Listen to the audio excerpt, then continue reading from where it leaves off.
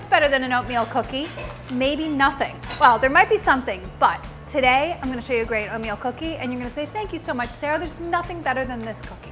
The first thing you wanna do is measure out your oatmeal. Rolled oats, not the instant kind, just regular rolled oats, 1.5 cups. Half a cup of all-purpose flour. I really like these big bins. These big glass jars make it really easy to measure flour, so if you bake a lot, get one of them.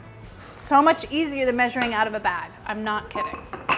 Half a cup of raisins. It could be dried cherries, chocolate chips. I personally like chocolate chips, but not today.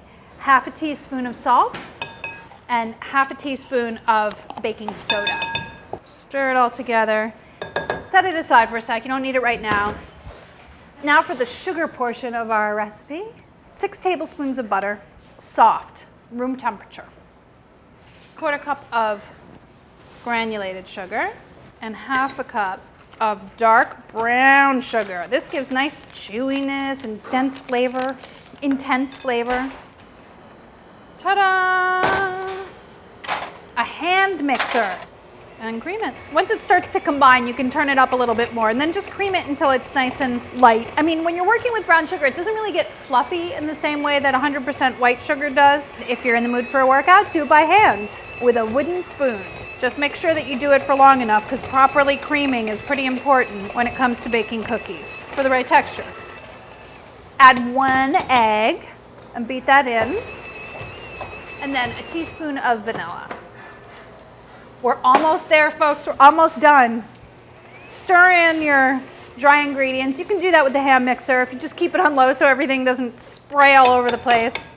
And that's it. It's done. Scoop them. I like to use an ice cream scoop just because I get exactly the same size cookies, but you can just do this with teaspoons or tablespoons or whatever you want and put them on ungreased baking sheets. Use 2 baking sheets if you have to. Well, you're going to because this makes about 24 cookies. So probably can't fit 24 on 1 baking sheet. Unless you have a humongous baking sheet. These need to bake at 350 for 12 to 15 minutes. Rotate them top to bottom so they bake evenly halfway through. A watched cookie never cools, let me tell you.